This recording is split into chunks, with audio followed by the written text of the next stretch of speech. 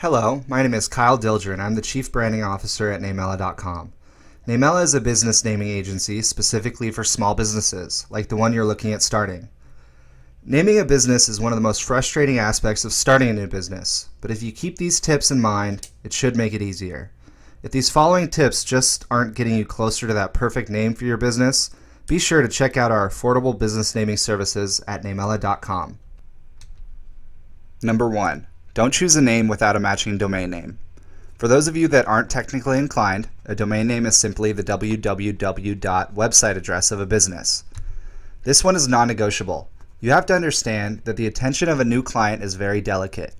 If they see your ad, hear your name from someone, or drive by your business and decide to look you up, they need to be able to find you easily. All it takes is a couple times not being able to enter your domain name and they move on. Whatever you do, make yourself easy to find and make the domain name match exactly to the name of your business. Furthermore, it has to be a .com. .net, .biz, or .usa are unprofessional and people tend to forget. You can check availability of a business domain name with the search tool on GoDaddy.com. Number 2. Don't use your name or last name as your business name. There are 3 reasons for this. First, let's say you were to start an electronics store. John's Electronics doesn't quite have the same ring to it that a name like Best Buy has. The name is weak and not memorable. Second, if you're too closely associated with your company, it's all too easy for clients to always expect to talk and deal with you and only you. What if you want to grow? And finally, it's hard to walk away if you ever want to sell your business, as it's your name and your reputation at stake.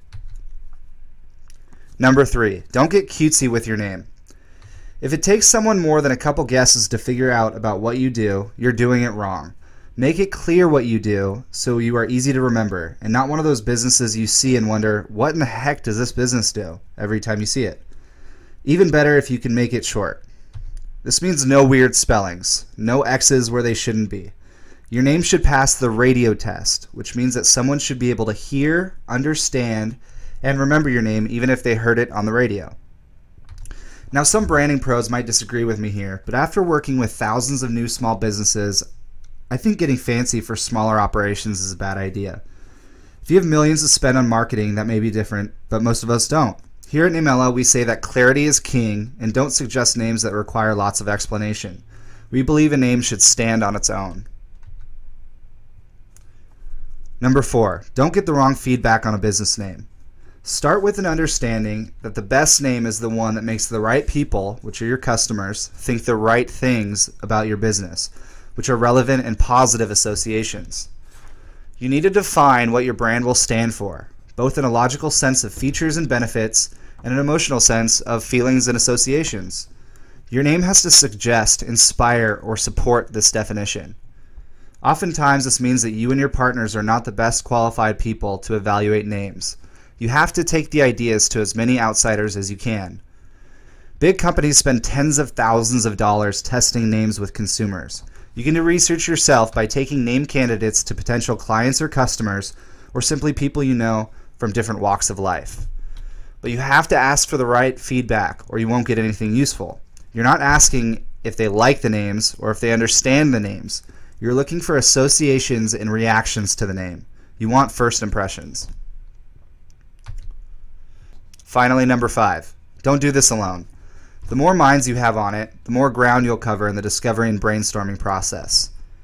You should be using a ton of resources.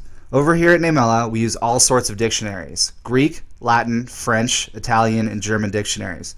We also look at branding case studies, rhyming dictionaries, word association resources, thesauruses, and other high-tech resources to develop brand names. We hope you enjoyed these little tidbits of information on naming your business. If you're having any sort of difficulty, feel free to check out our affordable naming services at Namella.com.